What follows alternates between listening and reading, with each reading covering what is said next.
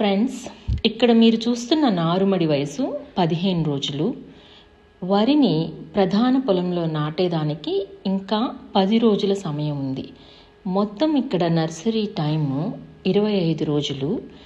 మనకి ఇంకా ట్రాన్స్ప్లాంట్ చేయడానికి 10 రోజుల సమయం ఉంది. ఈ నారుమడిలో వరి ఉన్నప్పుడు అంటే నర్సరీ టైంలో చాలా జాగ్రత్తగా చూసుకోవాలి. చిన్న మొక్కలు కాబట్టి జీవామృతం పారించాలి. మరో 2 సార్లు పుల్ల మజ్జిగ స్ప్రే చేయాలి. ఒకసారి వేప నూనె కూడా స్ప్రే చేయడం వలన చీడపీడలు దరిచేరవు.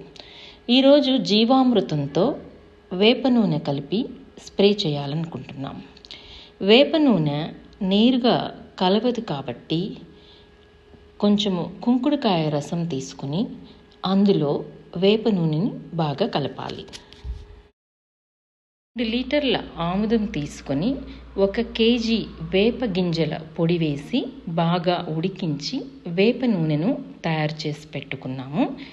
ఈ వేప నూనెను ఇప్పుడు కుంకుడుకాయ రసంతో కలిపి బాగా మిక్స్ చేయడం వలన ఆయిల్ సపరేట్ అవ్వకుండా వేప నూనె బాగా లిక్విడ్లో కలిసిపోతుంది. ఇప్పుడు ఈ మిశ్రమాన్ని తీసుకొని మనము జీవామృతం సిద్ధంగా ఉంచుకున్న దానిలో ఈ వేప నూనె మిశ్రమాన్ని కలుపుకోవాలి.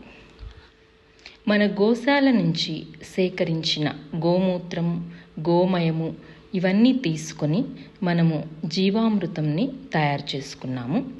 ఇందులో వేప నూనె మిశ్రమంను కూడా కలుపుకొని బాగా ఫిల్టర్ చేసి అంటే 2-3 సార్లు వడకట్టి చేయడం వలన అందులో ఏమన్నా మలినాలు, దుమ్ము, ధూళి ఉన్నా అవి విడిపోయి మన స్ప్రేయర్కి అడ్డం పడకుండా కూడా ఉపయోగపడుతుంది. అందువలన ఖచ్చితంగా ఫిల్టర్ బాగా చేసుకోవాలి.